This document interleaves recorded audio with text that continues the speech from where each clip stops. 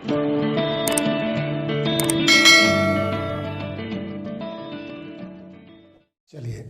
आज यहाँ पर हम शुरू करने वाले हैं आपके लिए एक इम्पोर्टेंट चैप्टर जो कि हिंदी से रिलेटेड है। यानी हिंदी में जितने भी आपके लिए लेखपाल में चैप्टर आने वाले हैं उन सारे चैप्टर को हम धीरे धीरे करेंगे, और ये धीरे धीरे सारे सेगमेंट यानी सारे आपके लेखपाल और मैथ के सारे वीडियोज आपको मिलते जाएंगे धीरे धीरे, जो भी लेखपाल के लेटेस्ट एग्जामों में आने वाले हैं। तो अब यहाँ पर हम शुरू करते हैं आपका हिंदी का पहला चैप्टर, जिसका नाम है संज्ञा। तो आपके लिए हम संज्ञा शुरू करते हैं। पहले तो ध्यान रखिएगा, संज्ञा को पढ़ने से पहले आपको ये याद होना चाहिए संज्ञा होती क्या है, इसके टाइप्स कितने हैं, और सबसे ज़्यादा इंपॉर्टेंट बात यहाँ पर ये है कि सबसे ज़्यादा क्वेश्चन जो पूछे जाते हैं वो भाववाचक संज्ञा से पूछे जाते हैं। ठीक है, तो मैं शुरू करते हुए आपको ये पहले बताऊँगा संज्ञा होती क्या है। तो यहाँ पर मैंने लिखा है चैप्टर पहला संज्ञा। तो ध्यान से सुनिएगा, संज्ञा को पहले एक बार बता देता हूँ, फिर मैं आपके लिए लिखूँगा। संज्ञा है क्या? तो किसी भी वस्तु, व्यक्ति या स्थान अथवा भाव के नाम को क्या कहते हैं हम? संज्ञा कहते हैं। यानी सिंपल शब्दों में किसी का नाम जो है ना वो संज्ञा कहलाती है।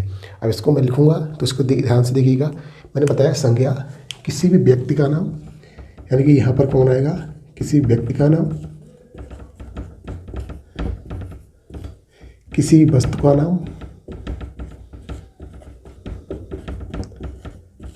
और किसी भी स्थान का नाम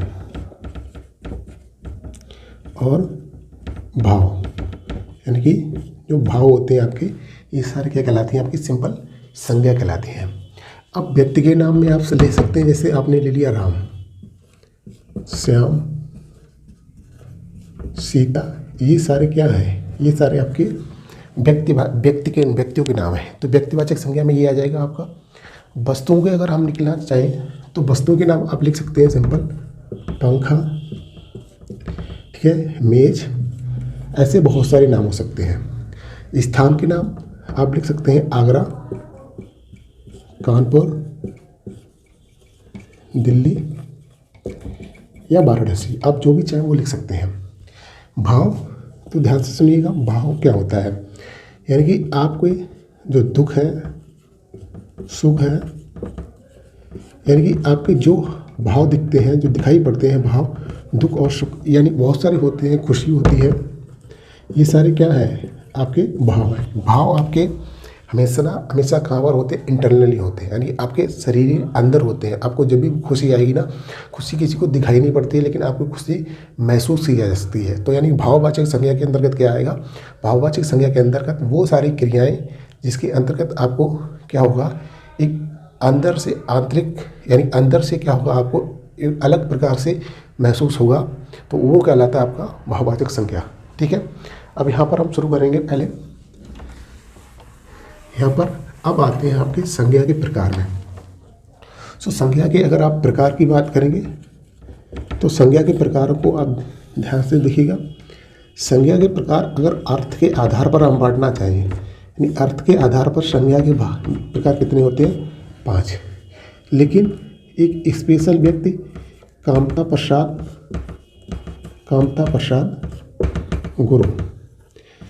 प्रसाद गुरु ने संज्ञा के कितने भेद बचाए? 3 बताए हैं। तो ध्यान रखिएगा, संज्ञा के कुल कितने भेद हुए हैं हमारे पास?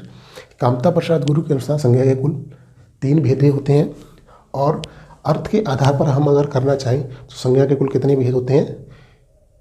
5 भेद होते हैं। चलिए, अब भेद कौन कौन से हैं तो ध्यान से देखिएगा। जैसे अब यहाँ पर बात करना चाहें भेदों की, तो अर्थ के आधार पर हम 5 भेद करते हैं पहले। तो पहला भेद जो बनेगा वो बनेगा व्यक्तिवाचक संज्ञा। ठीक है, व्यक्तिवाचक संज्ञा बनेगा। और दूसरा अगर हम करना चाहें तो जातिवाचक संज्ञा बनेगा, जातिवाचक संज्ञा। और तीसरा अगर हम यहाँ पर भेद देखना चाहेंगे तो तीसरा हमारा भेद बनेगा सिंपल भाववाचक संज्ञा। ठीक है, कौन सा बनेगा? भाववाचक संज्ञा। अब देखिए, ये तीनों भेद कामता प्रसाद गुरु ने बताए थे। ये तीनों भेद कामता प्रसाद गुरु ने बताए थे। अब इसके बाद जो यहाँ पर 5 भेद हुए अर्थ के आधार पर, तो यहाँ पर सिंपल से जातवाचक में 2 अलग अलग जोड़ दिए गए। एक तो जोड़ दिया है समूहवाचक संज्ञा, समूहवाचक संज्ञा, और दूसरा जोड़ दिया आपका द्रव्यवाचक संज्ञा। ध्यान रखिएगा, दूसरा क्या जोड़ा आपका? द्रव्यवाचक संज्ञा, द्रव्यवाचक संज्ञा। ठीक है, यानी कि सिंपल आप समझिएगा। खमता प्रसाद गुरु ने कितने भेद बताए हैं? यहाँ पर खमता प्रसाद गुरु ने बताए यहाँ पर 3 भेद, और उन तीनों भेदों में आपको ध्यान रखिएगा 3 जो भेद बताए थे उन्होंने बताए थे आपकी व्यक्तिवाचक संज्ञा, जातवाचक संज्ञा और भाववाचक संज्ञा। इसके बाद जो है ना, जातवाचक संज्ञा को अगर हम देखना चाहें तो जातवाचक संज्ञा अर्थ के आधार पर 2 भागों में टूटती है। मैं इसको यहाँ पर लिखता हूँ ऊपर, थोड़ा ध्यान से देखिएगा। जातवाचक संज्ञा को अगर हम तोड़ेंगे ना तो जातवाचक संज्ञा जो है ना, इसके 2 भेद बताए हैं, यानी कि 2 भेद बताए हैं। एक बताया समूहवाचक संज्ञा और दूसरा बताया आपका द्रव्यवाचक संज्ञा। यानी कि कुल कितने भेदों का आपके? 3, ये 4 और एक 5। तो अगर हम अर्थ के आधार पर देखना चाहेंगे तो कुल कितने भेद होंगे? 5। कामता प्रसाद गुरु ने इससे कितने बताए थे भेद? कामता प्रसाद गुरु ने कितने बताए थे यहाँ पर भेद? इसके सिर्फ 3। अब हम एक एक संज्ञा को लेंगे। जैसे सबसे पहले हम लेंगे व्यक्तिवाचक संज्ञा को। अब ध्यान से देखिएगा, सबसे पहले हम लेंगे संज्ञा के प्रकारों में व्यक्तिवाचक संज्ञा को। तो देखिए, व्यक्तिवाचक संज्ञा यानी कि व्यक्तिवाचक संज्ञा। ठीक है, तो व्यक्तिवाचक संज्ञा को समझिएगा। तो व्यक्तिवाचक संज्ञा में सिंपल आप ध्यान रखिएगा, इसमें क्या होता है? इसमें सूचना अथवा पहचान, यानी सूचना अथवा पहचान के लिए इसका प्रयोग किया जाता है। तो व्यक्तिवाचक संज्ञा क्या है? सूचना अथवा पहचान के लिए। ठीक है, दूसरी चीज़ इस संख्या का ये अर्थहीन होती है, इसका किसी भी इस संज्ञा का कोई अर्थ नहीं होता है, यानी कि अर्थहीन होती है। पहली चीज़ सूचना अथवा पहचान के लिए प्रयोग किया जाएगा। दूसरी चीज़ इस संज्ञा का अर्थहीन होती है, यानी कि सिंपल तरीके से हम आपको समझाना चाहें, जैसे हमने व्यक्ति का नाम लिया, व्यक्ति मैंने ये कोई व्यक्ति है, इस व्यक्ति को हमने नाम दे दिया राम। ठीक है, क्या नाम दे दिया हमने? राम। अब हो सकता है इसका किसी व्यक्ति को हमने राम नाम बोल दिया, हो सकता है कोई व्यक्ति इसको राम ना बोल के श्याम बोल सकता है, यानी कि इसका कोई पर्टिकुलर अपना अर्थ नहीं होता है। इसलिए इस संज्ञा को क्या कहते हैं? अर्थहीन संज्ञा होती है। ठीक है, इसको आप ध्यान रखिएगा। यानी कि अर्थहीन किस प्रकार से हुई? आप किसी व्यक्ति का दूसरा नाम भी बोल सकते हैं, तो इस प्रकार से ये अर्थहीन हुई। अब इसके कुछ अपवाद हैं, जैसे आपको अपवाद में याद रखना है। अपवाद जैसे ईश्वर हुआ आपका, ईश्वर परमात्मा, ईश्वर हुआ, परमात्मा हुआ, ब्रह्मांड,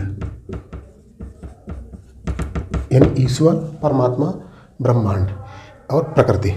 ठीक है, प्रकृति, ये 4 आपके क्या होते हैं? ये अर्थहीन होते हैं, यानी इनका अर्थ होता है, यानी परमात्मा आपने बोल दिया, प्रकृति बोल दिया, तो प्रकृति मतलब एक ही प्रकृति। अब इससे प्रकार से कोई भी दूसरी प्रकृति नहीं हो सकती है। और एक बार परमात्मा बोल दिया तो परमात्मा मतलब गॉड, यानी सिंपल तरीके से चाहे उसको किसी भी नाम से बुलाए, चाहे उसका किसी भी नाम, कोई भी नाम ले, अल्लाह ले, चाहे भगवान नाम ले या राम नाम ले, कोई भी नाम, सारे के सारे होते एक ही है। यानी कि क्या है ये? यहाँ पर सिंपल से कहें हम, क्या है? ईश्वर। यानी कि अब ईश्वर की जगह पे हम किसी दूसरे को रिप्लेस नहीं कर सकते, यानी ईश्वर कोई दूसरा ईश्वर नहीं बन सकता है। इसलिए इसके क्या कहते हैं? ये इसके अपवाद हैं, और ये किस में पढ़ेंगे? आपके व्यक्तिवाचक संज्ञा में पढ़ेंगे। तो व्यक्तिवाचक संज्ञा में आप सिंपल समझिएगा। व्यक्तिवाचक संज्ञा क्या होती है? पहली चीज़, ये सूचना अथवा पहचान के लिए प्रयोग की जाती है। दूसरी चीज़, इसका कोई अर्थ नहीं होता, ये अर्थहीन होती है। और इसके कुछ अपवाद हैं, ईश्वर, परमात्मा, ब्रह्मांड और प्रकृति, ये इसका अर्थ होता है। अब देखिए, यहाँ पर हम व्यक्तिवाचक संज्ञा में किसको रख सकते हैं? तो आप सिंपल तरीके से यहाँ पर क्या रखने वाले हैं? यहाँ पर व्यक्तिवाचक संज्ञा व्यक्तियों के नाम रख सकते हैं। किसके नाम? व्यक्तियों के नाम। ठीक है, आप व्यक्तियों के नाम रख सकते हैं इसमें। दूसरा, दिशाओं के नाम, जितने भी नाम हैं आपके पास, दिशाओं के नाम, दिनों के नाम, त्योहारों के नाम। ठीक है, त्योहारों के नाम, ये सारे किस में पढ़ेंगे, आपके व्यक्तिवाचक संज्ञा में पढ़ेंगे। सिंपल। अब यहाँ पर आप कह सकते हैं, देखिए व्यक्तिवाचक में व्यक्तियों के नाम, जैसे आपने नाम लिया, ठीक है, श्याम नाम लिया। दिशाओं में नाम पूर्व, पश्चिम और बहुत सारी दिशाएं जो आपकी होती हैं उन सबको। दिनों में आप जैसे सोमवार, मंगलवार, बुधवार, ये सारे दिन होते हैं। त्योहारों के नाम जैसे होली है, दीपावली है, ठीक है, दीपावली है, और बहुत सारे जो है नाम वो किस में पढ़ेंगे, व्यक्तिवाचक में। सिंपल आप समझिएगा, व्यक्तिवाचक संज्ञा में क्या होता है, ये संज्ञा आपकी अर्थहीन होती है, यानी कि इसका अर्थ कुछ भी अर्थ नहीं होता है। सिर्फ 4 नाम को याद रखिएगा, ये 4 अपवाद हैं जो अर्थवान होते हैं। जैसे मैंने आपको नाम बताया, ईश्वर, परमात्मा, प्रकृति और ब्रह्मांड, ठीक है। ये 4 नाम को आप याद रखेंगे, ये व्यक्तिवाचक संज्ञा में कंसीडर किए जाते हैं। और उसके बाद मैंने बताया इसका प्रयोग किस लिए होता है, सूचना अथवा पहचान के लिए इसका प्रयोग होता है। इसमें आता क्या है, तो ध्यान रखिएगा, व्यक्तियों के नाम आते हैं इसके सारे, दिशाओं के नाम आते हैं, दिनों के नाम आते हैं, त्योहारों के नाम आते हैं, पर्वतों पठारों के नाम आते हैं, जैसे हिमालय पर्वत है, एंडीज पर्वत है, इन सब के नाम क्या आ जाएंगे, इसी में शामिल हो जाएंगे। तो ध्यान रखिएगा, व्यक्तिवाचक संज्ञा क्या है। व्यक्तिवाचक संज्ञा सिंपल आपको मैंने समझा दिया है। तो अब हम चलते हैं दूसरे जातवाचक संज्ञा पे, ठीक है। जातवाचक संज्ञा में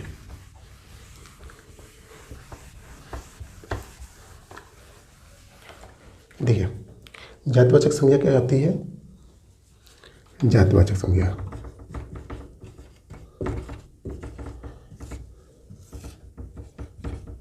जातवाचक संज्ञा, तो सिंपल से जातवाचक संज्ञा पहले समझ लीजिएगा। जातवाचक संज्ञा जो होती है वो आपका किसी भी एक संपूर्ण जात का बोध करा दे। किसी भी संपूर्ण जात का जो बोध कराएगा वो क्या कहलाता है, हमारा जातवाचक संज्ञा कहलाता है। दूसरी चीज़, ये जो है ना अर्थवान होता है, इसका एक अर्थ होता है। जैसे अगर हमने आपको शहर बोला, यानी शहर बोल दिया, तो शहर का नाम शहर ही रहेगा। अब हम उसको आपको नदी नहीं बोल सकते। यानी जैसे मैंने आपको थोड़ी देर बताया, व्यक्तिवाचक संज्ञा में आप क्या कर सकते थे, राम को श्याम भी बोल सकते थे, ठीक है। उसी प्रकार से हम यहाँ पर शहर है ना, तो इसमें क्या करेंगे, यहाँ पर जातवाचक में शहर हमने बोल दिया, तो शहर क्या है आपका, शहर को हम नदी नहीं बोल सकते क्योंकि उसका एक अपना अर्थ है। उसी प्रकार से हम नदी को शहर नहीं बोल सकते क्योंकि उसका एक अपना अर्थ है। तो इस प्रकार से संज्ञा ये कैसी है, ये अर्थवान संज्ञा होती है। दूसरी चीज़, ये संपूर्ण जात का बोध कराती है, ठीक है, ये संपूर्ण जात का बोध कराती है, इसको आप ध्यान रखिएगा। और इसका जातवाचक संज्ञा का नाम हम जन्म से पहले ही रख देते हैं। जैसे यहाँ पर हम कहें, पहली चीज़ ये जो है ना, ये अर्थवान होती है, इसका अर्थवान होती है, इसका अर्थ होता है। दूसरी चीज़, जातवाचक संज्ञा में क्या है, ये संपूर्ण जात का बोध कराती है। किसका, संपूर्ण जात का बोध कराती है, संपूर्ण जात का बोध कराती है। जैसे मैंने सिंपल एग्जांपल लेते हैं आपके लिए उदाहरण। जैसे मैंने बोला, मैं सिंपल बोल दूँ, पंखा एक जातवाचक है। ये सारे पंखे, इसमें जितने भी पंखे आते हैं आपके, चाहे भी किसी प्रकार का पंखा आता हो, आपका फिलिप्स का आता हो, मर्फी का आता हो, या किसी भी प्रकार से आता हो पंखा, वो सारा पंखा क्या कहलाएगा, आपका जातवाचक संज्ञा में कंसीडर किया जाएगा। अब इसी प्रकार से हम पंखे की जगह पे अगर हम पंखे के में से अगर हम एक पंखा कुछ निकाल लें, जैसे हम कहें पंखे में आपका बजाज का पंखा, बजाज का, तो बजाज का पंखा ये क्या हो गया, ये व्यक्तिवाचक हो गया क्योंकि मैंने एक पर्सनल, एक किसी व्यक्ति को इंडिकेट कर दिया है, तो व्यक्तिवाचक हो गया। अगर पंखा मैंने बोला संपूर्ण जात का, अब इसमें बजाज का आ सकता है, फिलिप्स का आ सकता है, ठीक है, आपका ओरिएंट का आ सकता है, ठीक है, ये बहुत सारे पंखे आ सकते हैं। दूसरी प्रकार से मैंने बोला पर्वत, ठीक है, पर्वत, ये पर्वत जितने हैं ना, तो पर्वत एक संपूर्ण जाति होगी। अब पर्वत में मैं बोल दूँ एंडीज, ठीक है, तो ये दूसरे पर्वत हो गया। मैंने अगर बोल दिया यहाँ पर, और मैं पर्वत बोल दूँ रॉकी, तो ये सारे क्या है, एक पर्वत, ये व्यक्तिवाचक में आ जाएंगे। यानी मैंने किसी एक पर्टिकुलर, किसी एक सिंगल व्यक्ति को बोल दिया, तो ये व्यक्तिवाचक संज्ञा में कंसीडर किया जाएगा, ठीक है। अब मैंने आपको बताया ये अर्थवान होता है, संपूर्ण जात का बोध कराया जाता है। दूसरी चीज़, इसका नाम जन्म से पहले ही इसका नाम रखा जाता है, जन्म से पहले। जैसे अगर बच्चा है तो बच्चा का नाम हम क्या रखेंगे, यह लड़का है तो लड़के का नाम हम क्या रखेंगे, इस चीज़ को हम जन्म से पहले ही डिसाइड करते हैं। राम रखना है, श्याम रखना है, ठीक है। या बच्ची है तो उसका नाम हम क्या रखेंगे, सीता, रीता, जो भी रखना होता है ये नाम हम जन्म से पहले ही डिसाइड कर लेते हैं। तो सिंपल तरीके से इसको समझिएगा। यहाँ पर व्यक्तिवाचक संज्ञा, जातिवाचक संज्ञा में क्या अंतर है। व्यक्तिवाचक संज्ञा आपका अर्थहीन होती है और आपका यहाँ पर जातिवाचक संज्ञा आपका अर्थवान होती है। वहाँ पर 4 उदाहरण छोड़ के परमात्मा, प्रकृति और ईश्वर और आपका ब्रह्मांड, ये 4 अर्थवान होते हैं, जबकि यहाँ पर क्या होता है, सारे अर्थवान होते हैं। यह संपूर्ण जात का बोध कराती है, वो किसी पर्टिकुलर व्यक्ति का बोध कराती है, किसी एक सिंगल नाम का बोध कराती है।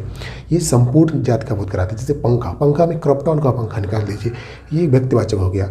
उसी प्रकार से हमने बजाज का पंखा, ये व्यक्तिवाचक हो गया।